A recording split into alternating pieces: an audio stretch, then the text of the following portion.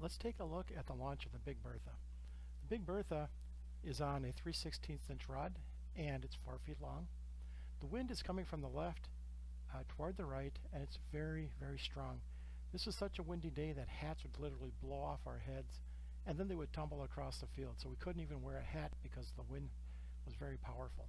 But we decided to try a few launches anyways, and this is a perfect situation to observe what the wind does to a rocket on a launch. So as we move forward here, we can see the engine is igniting. The cloud of smoke has actually been blown off to the right already, and the rocket isn't even off the launch rod yet. So the rocket is gaining some speed. It's going straight. Everything looks nice. But right after we get off the rod, we'll see that there's something going wrong. The rocket's tipping a little bit to the left. In this case, we can see that the entire rocket trail is already to the right. It's already this is probably less than 1/10 of a second, and the rocket smoke is off to the right. By the way, this is a black max engine. The engine has a very black, sooty type of trail, makes it easier to see the rocket. And as we click ahead just a few more frames, you see the rocket now is tipped probably by about 30 degrees.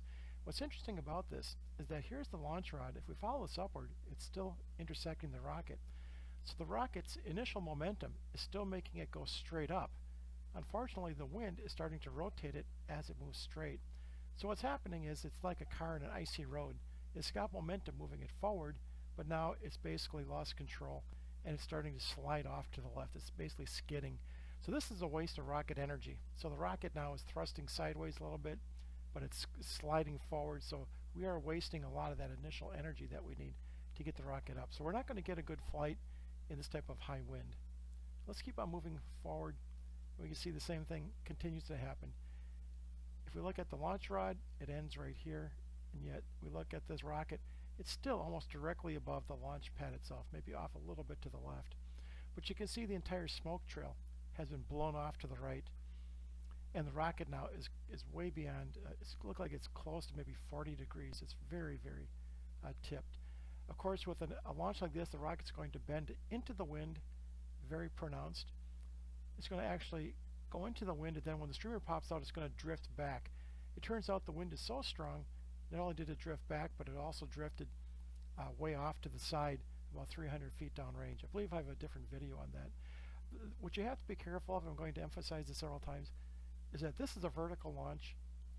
If you try to launch this into the wind, thinking you're going to compensate for the wind, the reverse is going to happen. The rocket is going to end up going level, and it's going to fly horizontal, and then it's going to come right down. And we did have a launch where that did happen. So again, just a word of caution that compensating for the wind, you do not want to point it into the wind. And I'll show you a little bit later where the compensation actually works better when you point it down range a little bit. So that's what happens on these very high windy days with the so-called weathercocking effect. And the rest of the flight, I don't show it in detail. The rest of the flight is somewhat straight because the fins now are taking effect. It's compensating better for the rotation. And a lot of the rotation happened in the first probably, I would say maybe 1/4 of a second of the flight. It's part that we really can't see very well. Then we see the rocket going off at an angle after this.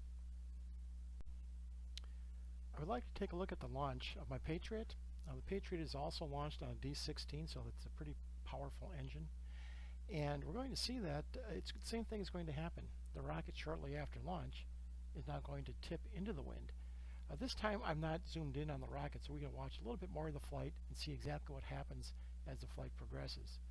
So just within the first few tenths of a second, as we have the ignition, you can see the rocket's not even moving yet, and the cloud is already being blown off to the side. That's how strong the wind is. So the Patriot comes off the pad, and this one's a little bit more vertical. You notice it had a slight bit of a right tip on it. I think the rod was tipped a slight bit to the right, but now it's actually tipped already to the left. And as we look at this at a few more frames, and we're still under, according to the time, we're still less than 1 second in flight. And you see we're already tipping quite a bit. And here we are at, again, close to maybe a 45-degree angle. So a lot of the rocket energy is being wasted sending this rocket off at an angle. So as we look at this, it's still, at this point, the flight looks almost straight. So what's happening is that the engine is moving the rocket fast enough that the fins are having a greater effect, and it's overpowering some of the wind coming from the side.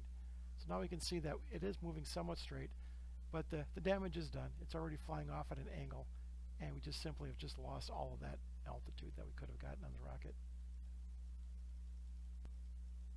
So let's watch the rest of the flight just for completeness. You can see it flies up into the cloud.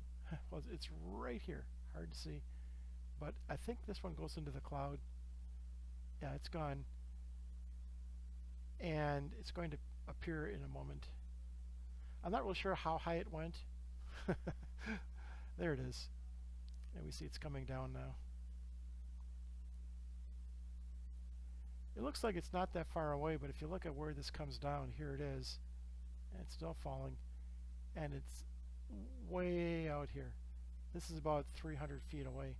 So even with the fact that it bent into the wind, and the streamer allows it to fall a lot faster, it still went about 300 feet off in the other direction. The parachute guys were a little concerned. The streamer guys were trying to fly flights. We got some good flights, reasonably good flights, but the weather cocking is extremely critical to compensate for. I would now like to look at the launch of the High Flyer.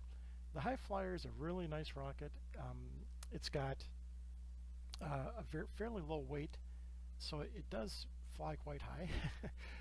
And this one is actually launched on a B-64.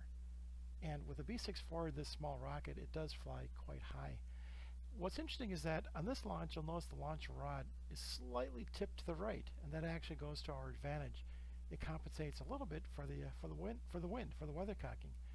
As I've indicated, we want to point the rocket down with the wind in order to make it bend back into the wind and compensate for the actual weather cocking. So let's take a look at what's going to happen here.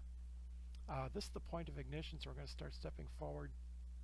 And we can see the same thing happens, but you see right off the bat, the rocket is actually tipped a little bit to the right, and it was tipped a little bit more to the right, and it's starting to tip back.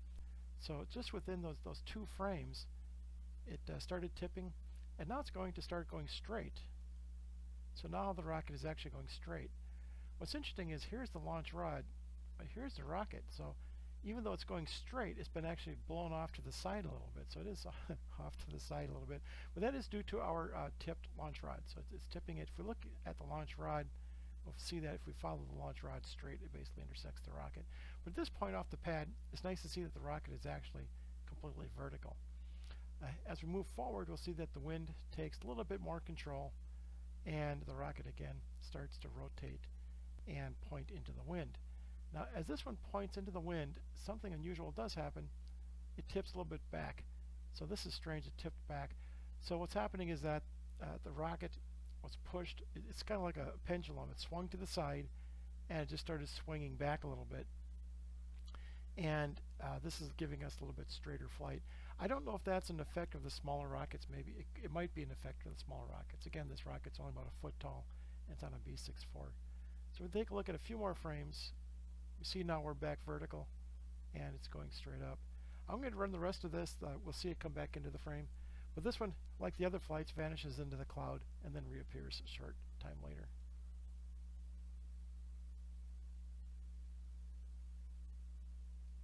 And there it is. This is a 15-foot streamer. It's 2 inches wide, 15 feet long.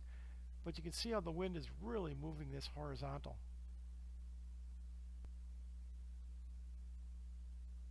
And it's coming down, and it's right here. And there, now it just hit the ground. Now this again drifted off about 200 to 300 feet.